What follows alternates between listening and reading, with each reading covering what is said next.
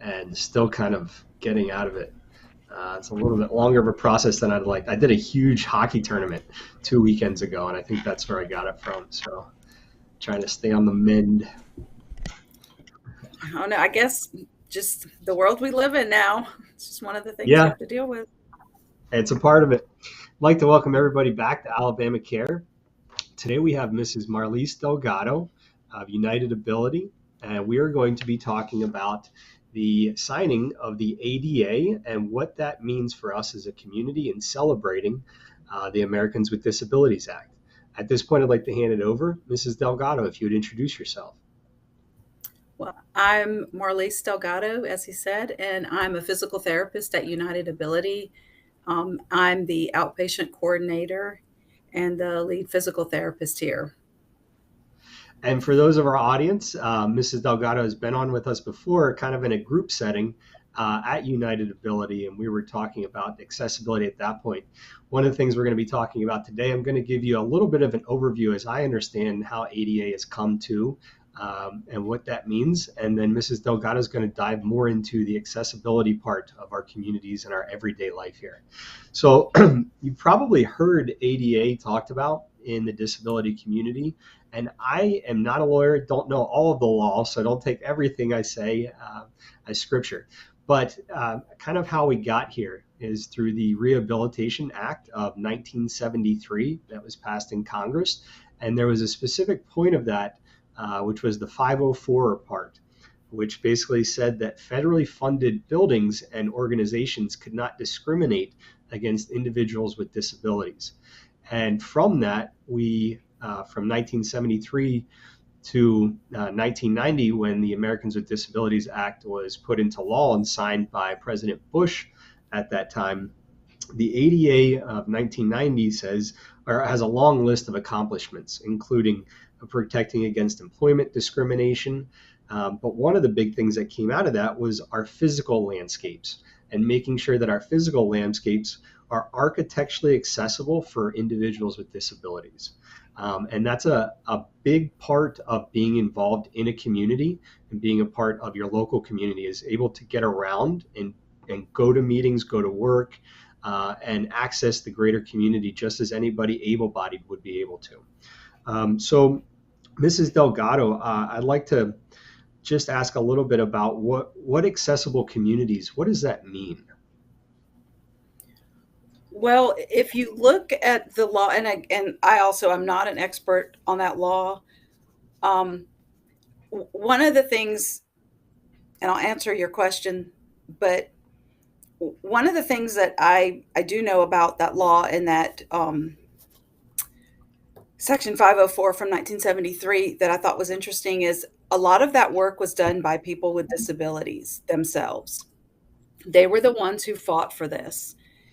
And I think that's really crucial because I think we really need more input from people with disabilities. They are truly the experts in what they need. And then I think your question was, what does it look like? It's really just about removing barriers. I think it's less about what we add in and more about what we remove. We would just remove barriers so that people with disabilities can access what everybody else already has access to. I appreciate you bringing up that point that most of the legislative advocacy was from the community, from individuals with disabilities. And I've had numerous people say that I need to watch Crip Camp, and I haven't watched the entire thing, but I was watching YouTube videos of it last night. And the work that they were able to do and the relationships that they built at this camp and the work that they did after is astronomical. I hear stories about individuals who use wheelchairs crawling up steps of courthouses, of municipalities to show that these types of things aren't accessible to us. And I don't think anybody maliciously says we're trying to design something that isn't accessible, but unless you think about it and bring individuals to the table that have other points of view and other experiences, you're not going to get a universally designed environment. Whether that's a building or a park or a playground, any of those types of things.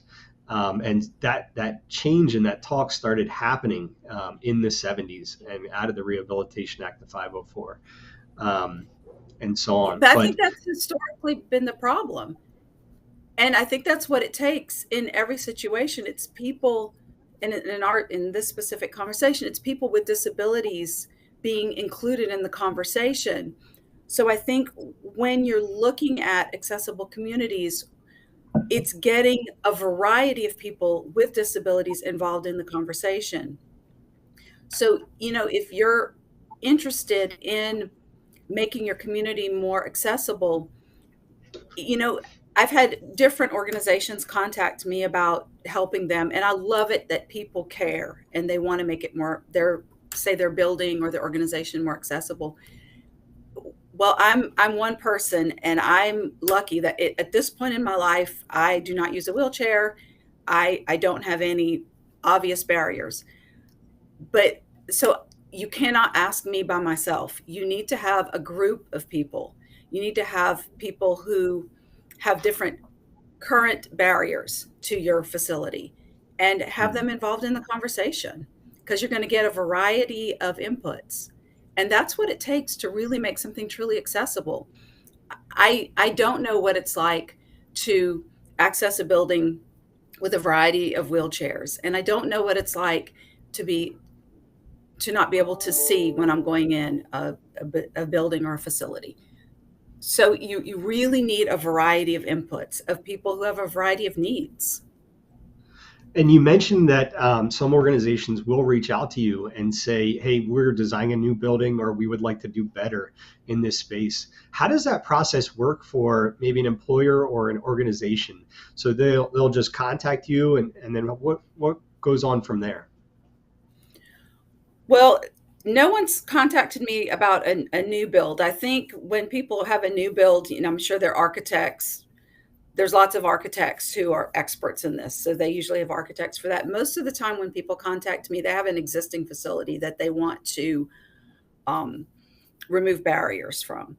So it's Mm, always been word of mouth. Either I've worked with a child that is in their facility, or they've heard about our agency and they found me through that way, and they've asked me to come out and just look at things.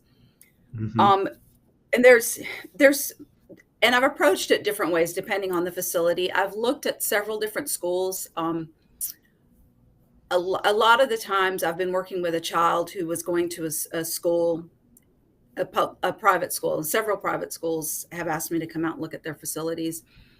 And we have some wonderful people in our community who really care about the children who go to their schools, and they want to make sure it's accessible for them. So I've gone out and I've just looked at their facility for that child in particular, because these schools were not accessible for a full range of kids.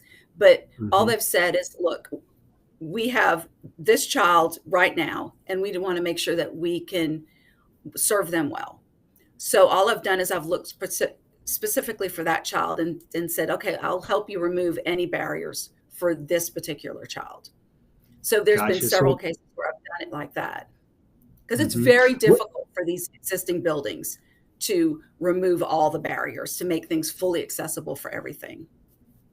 Yeah, it's almost like you'd want to start off from the ground up again, but you're trying to make do with with what we have. Some historic buildings, maybe.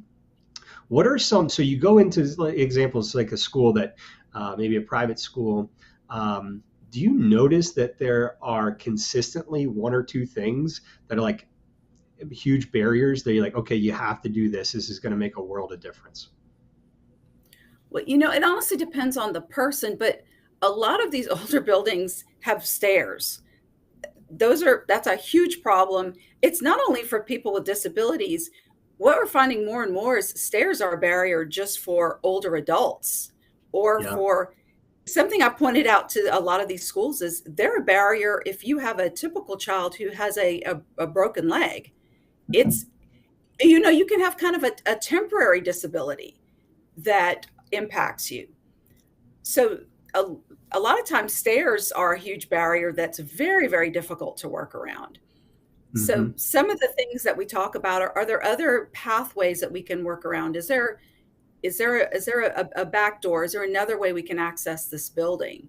Sometimes those are very, very difficult and sometimes an obstacle we can't always get around because you don't want to make it so that the child with the disability, and I'm going to say child a lot because that's primarily who I work with, that that in order to get from A to B, they have to get there after everybody else. Mm. That isn't really making things fully accessible if they have to be 10 minutes or 20 minutes late to everything because they've got to go all the way around the back of a building. That isn't ideal either. Mm. And a lot of these So are some of the solutions, are they more stair lifts or is it more elevators or ramps? ramps are usually the best. It's usually a cheaper option. It's something that you can get a community behind. You can make it, you can make it out of wood. Um, that's usually where we start off with, especially if it's not too many stairs. You can just start off with ramps. Once we've had a couple schools who've said, you know what, we can, for this child, for this year, we can just switch classrooms. And instead of her classroom being on the second floor, this is early enough in the process. We're just going to make her classroom be on the first floor and we're going to switch up and all of those, we're just going to swap those teachers. I had one school Mm. do that. And they said, we're just going to switch floors. And those we're going to switch these two teachers. And Hmm. that was a great option. Yeah, and that's a And lot of nobody thinking else that. suffered. Yeah. Go ahead. I'm sorry. I'm just saying nobody really suffered from that. Yes, people had to move, but that really helped out that child. Hmm. And that's something that you might not have thought of unless you have a student or a child in your classroom that needs access to first floor and can't get up the steps that way. And I would like to say there are, I believe, a number of opportunities for organizations, schools, businesses to receive some financial help if they are going to make some modifications to the environment. Is that correct? Well, I haven't had a lot of luck in finding funds organization Yeah. for organizations. I have found some checklists though, and it's interesting when you look online, you can find a lot of checklists. Yeah, and there's one that's ADA. Where is it? ADA.gov racheck.pdf is one of the ones, and it's a checklist that goes through kind of easily removable barriers that can help Mm. you kind of go through kind of easy things that you could do just to make your facility a little more inclusive. And it's pretty user friendly. And so companies can go through and just do some simple things because some of the things like the stairs and the ramps are sometimes a little harder to deal with. Sometimes it's a fairly simple thing that people don't even realize. They can look at their bathroom and just say, oh, I didn't realize a wheelchair needed X amount of room to maneuver around.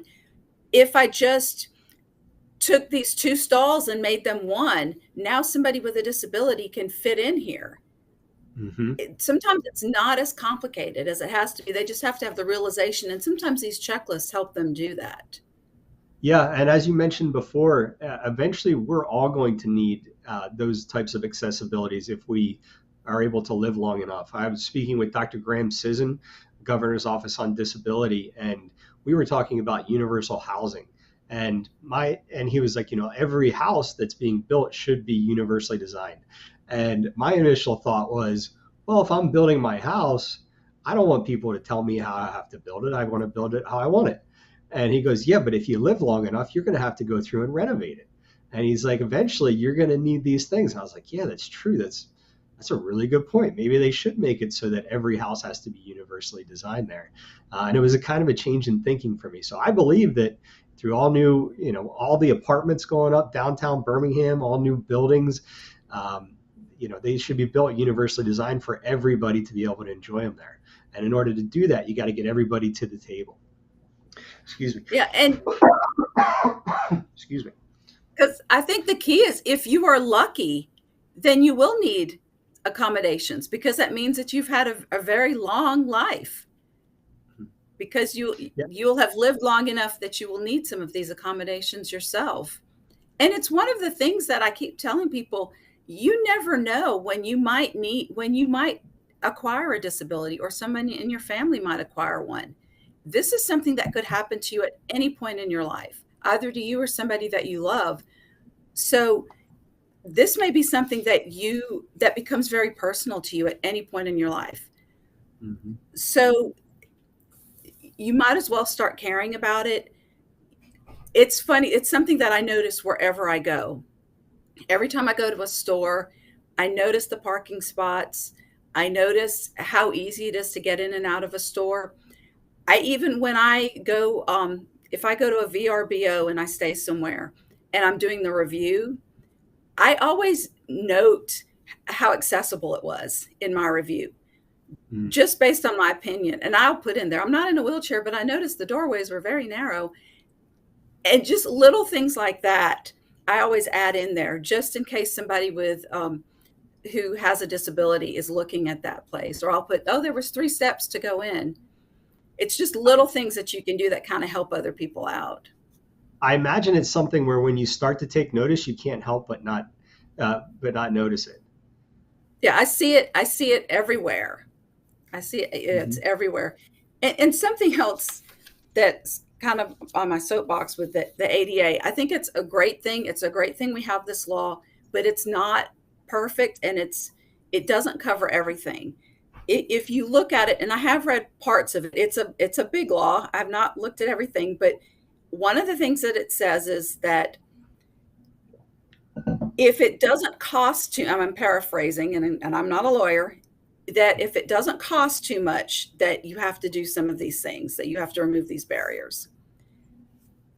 And and some of these barriers, the way they're written, it seems like it's written for a certain type of wheelchair, maybe for an adult. Well, not everybody is in a wheelchair, and not everybody has a certain size wheelchair. So, wheelchairs for children are very different sizes, and different people in wheelchairs have very different abilities. Some people can get in and out of their wheelchairs on their own, some people can't at all. So, what a provision in the ADA that might be helpful to one person may be not helpful at all to a whole Mhm. vast array of other people. So, I think it's a great starting place, but there's still a lot of work that needs to be done. And I think you need to really, as I said before, include lots of other people, and just be open to asking people, and be not afraid to communicate with people, and saying, if you're out and about, ask people, what can I do to help you? How can I assist you? How can I make this more accessible for you? And I'm primarily talking about physical disabilities. We really haven't even touched on people who've got visual issues or hearing issues or sensory issues. Or the invisible Yeah. disabilities that I'm starting to hear more about. I'm going to acknowledge chat here really quick. Jonathan Hornsby says one way to make every facility more accessible: changing table required in men's restrooms. Dads change diapers too, whether the child is disabled or not. Not ADA necessarily, but it just gets to me every time I have to consider changing my child's diaper on a public restroom floor. That is something. And Mr. Hornsby says, "Hi, Marliese." Um, Right, Jonathan. That's a huge, huge issue. And that is a big quality of life problem for people.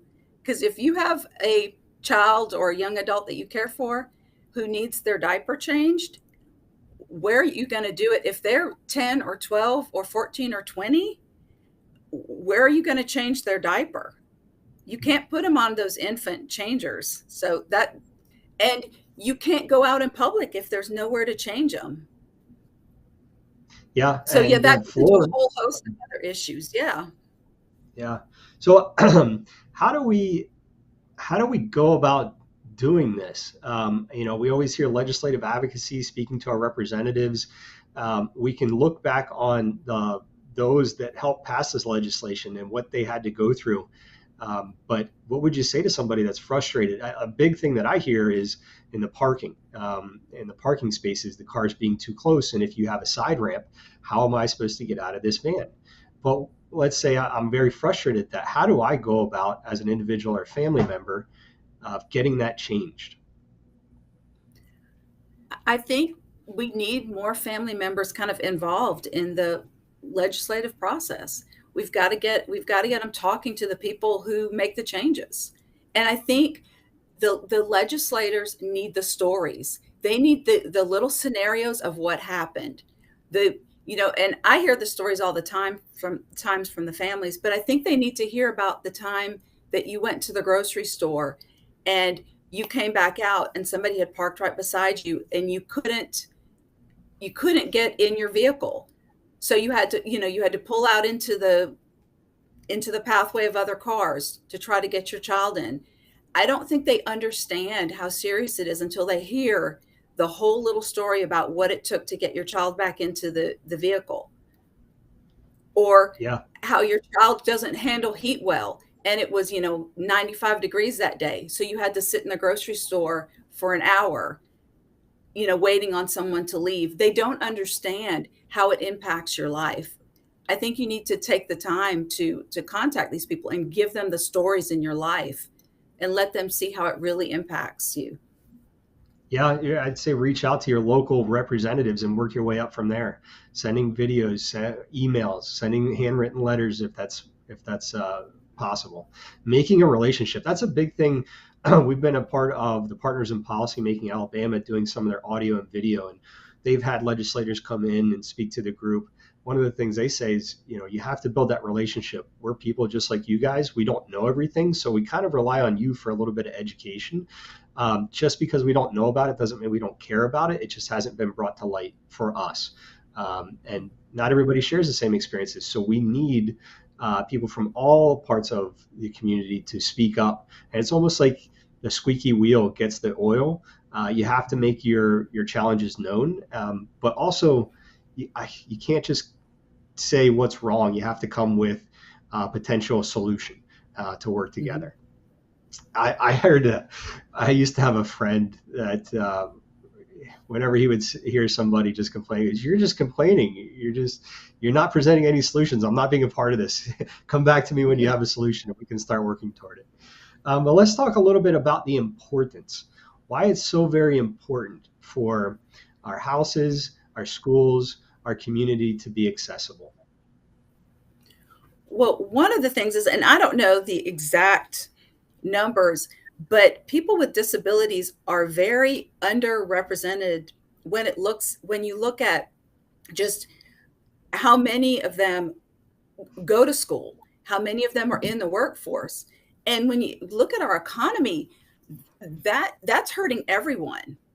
Hmm. There's so many people with disabilities who have great potential to work, to contribute to society, and we are missing out when they're not in the workforce. Also, Hmm. kind of on the flip side for businesses, what are businesses wanting? More customers.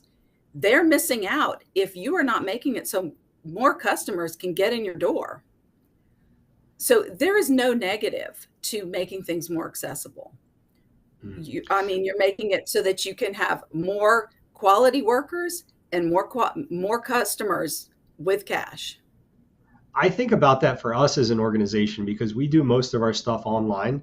And so making sure that our web page is accessible, Mhm. making sure that our videos, and one of the nice things about the space that we work in is we use a lot of Facebook and YouTube and these different social platforms. They have some of that accessibility built in, whether it's closed captioning, or you can download the transcripts, those types of things that make it very nice for us to kind of piggyback on their efforts. But that's always something in the back of our minds too. Is our website? There was just a talk last week at Innovation Depot held by ADRS about accessibility to websites and apps and stuff like that. So always trying to keep that in the forefront of that mind. And I'd also say kind of the importance of accessible design, especially for young kids, is being a part of your peer group. Like if you're friends and buddies with everybody, but then they go to maybe watch a movie or they go to the playground and you can't be a part of that. It seems like it would put a separating mentality on you that could um, wouldn't be good long term. And so from a young age, you don't want there to be anything in that child's mind thinking, I can't do that. I can't be a part of that. I can't play and have fun like all of my friends are.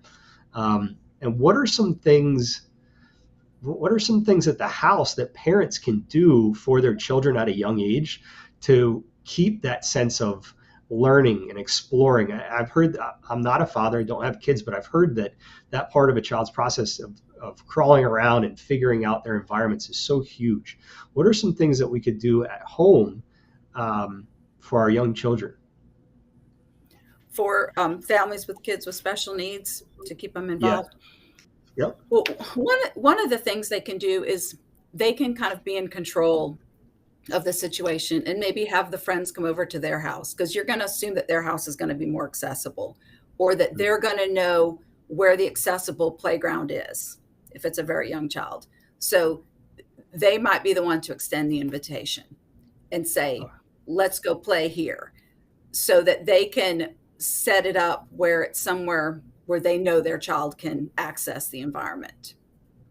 So kind of take a little That bit more of a lead there. Yeah, yeah. So they can be the ones that control the environment, because usually that's the biggest problem, is the environment is not as accessible. So if they and sometimes there's surprises, the friends might be perfectly willing, they want them to come over and play, but you don't know the deal with the friend's house, and the friend's parents might just be clueless about it. And they're like, "Yeah, come over and play," but the mom of the kid with the disabilities thinking, I don't know how your wheelchair is going to fit in their doorway. So sometimes it's easier just to say, come over to our house first, have them over, let them play in your space, let the kids explore together, and then form a relationship with the other parent and kind of educate them slowly about your child's needs, about their wheelchair, their walker, whatever equipment they have, about how they get around, and educate that family and say, he needs a little bit more room to move around in his walker or his wheelchair or help. And, do you have steps at your house? That kind of thing. And then ease into it that way, and then bring them into other environments. Hmm. Because you're going to have to educate the other people as well. Yeah, I was But going yeah, to say I taking. think you have to have that control first. If you control the environment, then educate the other people, and then kind of go into other spaces. Yeah, and take it as an opportunity to educate others, not as that they aren't willing to work with you, but as a breaking down barriers yourself for others to help them see. Now, you mentioned that you go into schools a lot on an individual basis. So, kind of a background, you have students, kids that come to you for physical therapy, and they say, I'm having a little difficulty accessing all of my environments at school or at home or in the community. Outside of school, what are some other specific environments that you will be a part of helping that child and helping that community? Well, we have, more and more over the years, the kids that I see are involved in a lot of different things. Um, and here at our preschool, we have a lot of different, we have, dance and karate and soccer that come here. And what's nice about that is all those groups, because they come to our preschool, they agree to include all types of kids. So we have lots of opportunities to work with those staff members. Most of the kids that I work with have been really included in their extracurricular activities. There's certain activities that work better than others. As kids get older, it gets really hard sometimes to include them in some of the sports realms. And I think what happens is it gets so competitive, even for typical kids. Some, the football and baseball and some of those things get so very competitive that it gets really, really hard to include them. So as they get older, some of the things we do is try to maybe find sports that are just better suited to them. Hmm. Karate, I find, is wonderful because it's a lot of focus on bettering yourself. You're trying to get from one belt level to another, and you're competing against yourself. Mm-hmm. So we just start tailoring the sport to the kid. Now, when they're younger, it's just about making sure that they can get out there and play with everybody else. But there's just some reality to it that you have to deal with as the kids get older. Not everybody's going to be on that, all-star baseball team. It doesn't matter if you have a disability or not. That's just probably not going to happen. But there's other things you can do. And for Mm-hmm. kids who are in wheelchairs, you can do wheelchair tennis, wheelchair basketball. There's other types of sports, and letting them know about the array of things that are out there. Yeah, I think here in Birmingham, we're very fortunate that we have kind of an international stage on that presence there with Lakeshore when it comes to the sports. And I would encourage anybody that is interested in continuing to play sports, maybe with a wheelchair. They have a very competitive. I watch those guys go at it, and girls go at it, and they have swimming, basketball, those types of things. Now, you mentioned at a young age is very important just to make sure that individuals, every student, every child is able to go out there and continue to play. One thing that you have there at United Ability is a very accessible playground that we were able to see through the window the last time we were there. What's the history behind that? How long ago did you guys put that together? Were you involved in the design of that? Yeah, and we've had that. That's actually our second one. We designed a very similar one when we built our building many years ago. And the and what we did before we built the original playground is we went to a variety of facilities and saw what they had. And we talked to lots of parents of kids with disabilities, and we went to a variety of schools and talked to teachers and asked them what they liked and what they didn't like. And then our overarching thing we looked at is we wanted to build a facility where kids where typical kids were not going to congregate and kids with disabilities couldn't get to them. Hmm. And we wanted it to be fun for everybody. We wanted to have things that were challenging for everybody. So that was kind of our main thing that we looked at. And so from there, so our structure, which I wish I had a picture to show people because it's kind of hard to describe. We have a very large ramping system that wraps around to a central play station at the top. And then coming off of that, we have a variety of slides, and then there's steps. There's a couple steps. So that the kids, if you're in a wheelchair or a walker, or if you're crawling, or if you have canes, you can go up the ramp. But there's also steps that you can get up and down quickly, and you can go down the slides. So there's many options. If you want to go quickly and you go up the steps. But the typical kids love running up and down the ramp as well. And, when we were building it, the company that we were using said, well, you don't have to use so much ramping. That costs more. And it's ADA accessible to have transfer points. So you could just have steps and transfer points so that you could just transfer out of your wheelchair. Well, kids in wheelchairs who are 4, the vast majority of them can't just transfer out of their wheelchair and climb up steps. Just the majority of the ones that we had could not do that. So we were tailoring it to our population. So that's why we chose the ramping, and we didn't use just steps with transfer points because that was not accessible to the population that we had. Now, when you And say transfer, okay, I'm sorry, go ahead. well, so we just tailored it to our population, and it ended up being more fun for all the kids. Now, when you say transfer points, I'm not familiar with what that looks like. Is that just a place where the wheelchair would stay parked and the individual would, how would that work? Yeah, it's like a landing. It's basically a landing at the bottom. So it's just, yeah, there would be like maybe one step off the ground, and then there'd be a landing. So it'd be like maybe level with your wheelchair.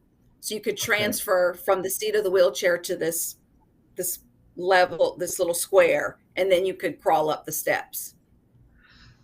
But that's like saying, for somebody that's able-bodied, okay, past this point, you're not able to use your legs, which is Right. what individuals in a wheelchair, that's their mobility. So it's like, okay, we're going to design this, but Yeah. after this transfer point, you don't have access to the rest of it unless you want to crawl around.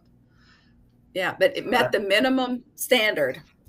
And that's what some of it is about, is the minimum standard. And that it was the cheapest option that met the minimum standard. But yeah. we weren't willing to do that. And that's, to me, that's not fair. You shouldn't have to meet the minimum standard. And it was non-functional for a lot of these kids. Yeah, it seems like they're just kind of checking off a point there. It's like, oh yeah, we kind of made it accessible. We're in regulation now, but it doesn't solve the problem at, at all. Well, that's what happens in a lot of circumstances. I mean, there's the spirit of the law and the letter of the law, and Yeah. that happens quite a bit. But it's also difficult because, as I said before, a 2-year-old in a wheelchair and a 90-year-old in a walker are going to need very different accommodations, and you have this federal law that it can't accommodate everybody else with with one rule. Oh, I So like how you you say that. Oh, go ahead. I'm sorry.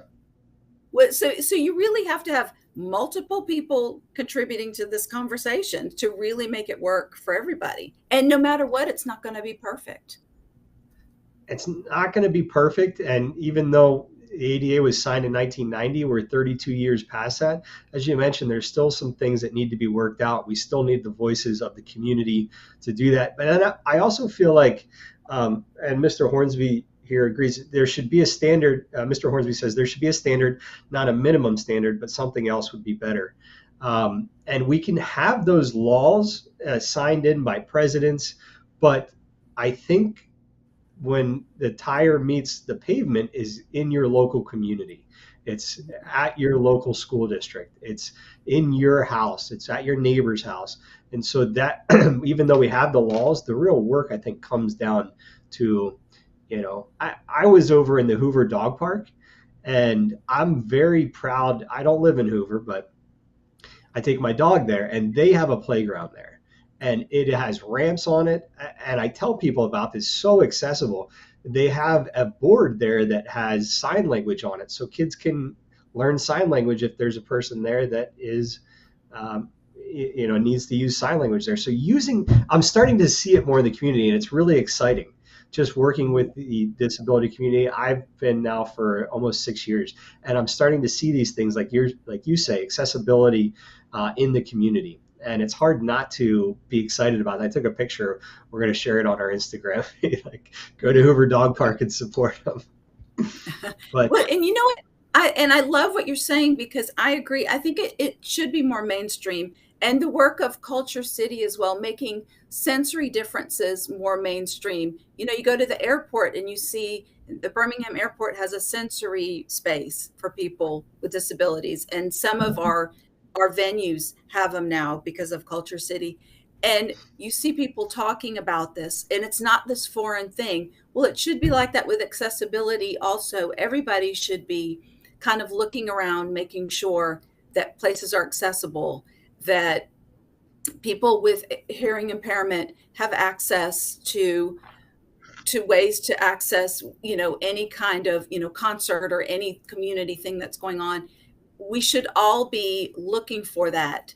It shouldn't be foreign when you see it. It should yeah, just be an everyday thing for all of us. and it benefits everybody. So I watch movies and shows, captions on all the time, but those Mhm. captions were created for people that were deaf and they couldn't interact with the media at that point. I use it all the time. I don't know anybody that sometimes doesn't read the captions when they're watching a movie. Mhm.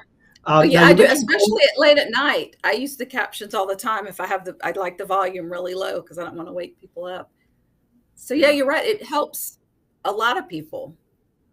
Hmm. Now you mentioned Culture City. I'm unfamiliar with Culture City. They do a lot of work for people in the autism community and people with sensory differences. Okay, And they do and trainings for like for first responders. gotcha. So if police officers or fire department have to go to a house and there's somebody there that has needs some extra care, they're they'll go and teach those first responders how to interact. Yes, for people who have autism or sensory issues, and they are the ones that do the sensory kits in some of the restaurants. Some restaurants will have a little sign that says, "We have a sensory kit that has like headphones or fidget toys." Culture City will do trainings for the staff and then put those kits in there. And that's also part of being accessible. That now that restaurant is more accessible for a child who has a sensory issue because they have a little sensory kit. And I I think you believe just that in said, order to put that in there, you have to go through their training. I think you're setting us up for a future broadcast with them. We're Yes, definitely I going to. talk to them because that's a great organization in our community, and they do work. I believe they're starting to do things nationwide as well. They're originally from Alabama. Hmm. Yes. Okay, cool. What are some really cool things that you see going on in accessibility in general here in the state or even internationally? Some Well, things that you're really you excited about. well you brought it up, but I think digital accessibility is kind of the newest forefront. And yes, we certainly need more work with just regular old physical accessibility in our communities, but um, all the digital things going on are opening doors for people with disabilities. A Mm. lot of the people that we work with use computers to talk, to communicate with the world. And digital accessibility is how they're going to do their jobs, do school. It's changed the world for them. So we're really going to need to make sure that all companies are formatting. And I'm not an IT expert, but that's one thing that I'm seeing is there's more frustration from people who are using this format, in that not every company is formatting things. And it would be so easy if they on the as they're creating content, if they would just format it in such a way that it's easily read by their devices. Now, do you And have a there's little things that you do. Go ahead.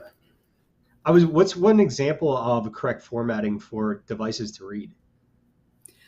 One of the things that I've read about is videos that play automatically are very, very hard for some of the devices to read. It's hard for them. They can't. I think they can't access it very easily because it's just coming on, and also Mm. pop-ups. They can't get their cursor to go where it needs to go because they have this thing moving on the screen. Yes. I hate pop-ups. I hate videos that play as soon as I get on the website as well. Yeah, those are hard. Those are hard for their devices, but there's whole lists of things that make it hard. And Mm. sometimes if you have a screen full of content, breaking it up with headers. But there's Uh, lists of things like that, and that's the kind of the new thing on the forefront is really making sure that companies are formatting in such a way that it's easier for people who are using devices to we access had it. someone we had someone bring to our attention. We have a weekly email that we send out that has the upcoming broadcast for the week, the schedule, and a little bit of background and links. Quick plug: if you guys aren't on our email list, go to alabamacare.org, sign up for the email list, send it out weekly. Um, but we had someone point out that we were typing in like 11 size font, and it was just too small.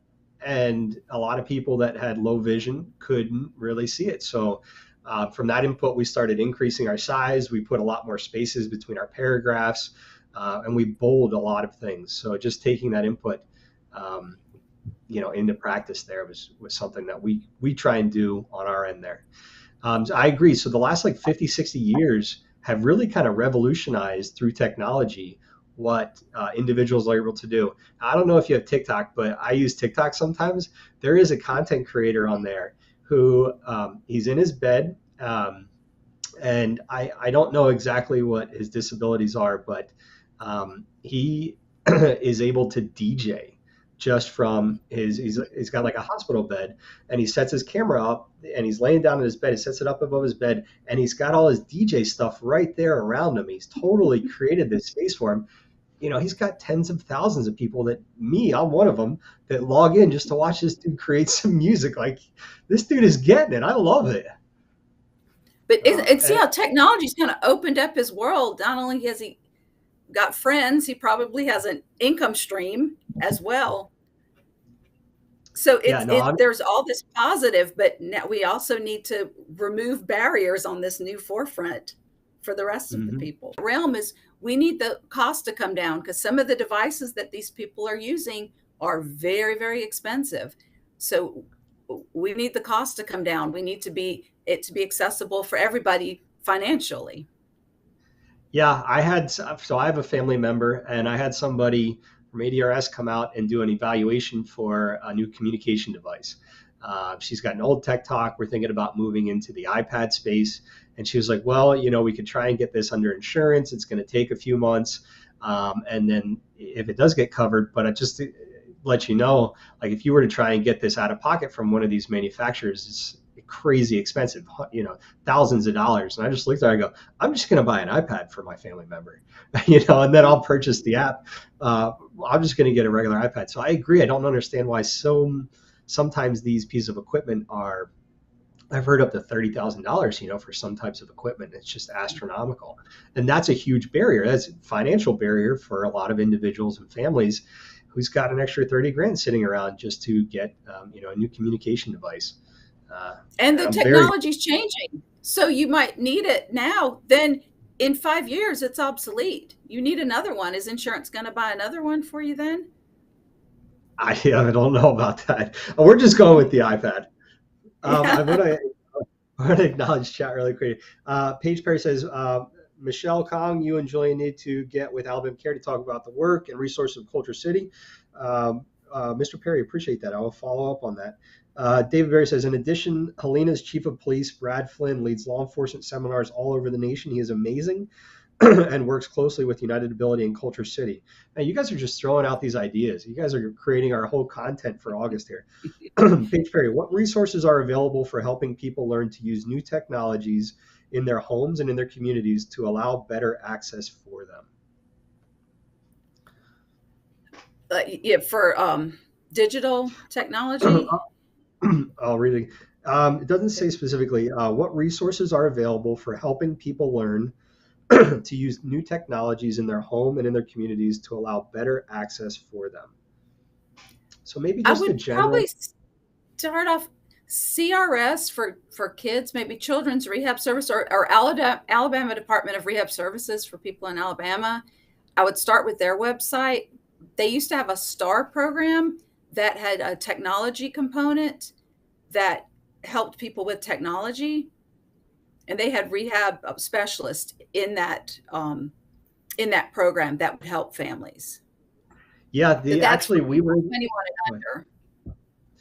I would recommend that STAR program as well. So if you're looking at equipment or wheelchairs, anything like that, is kind of a buyback program, I believe, that is the STAR program. You can look up Alabama Care STAR program on YouTube and should be able to find that broadcast there. It was really cool. They have a ton of equipment that they can lend out, or I think you guys can purchase.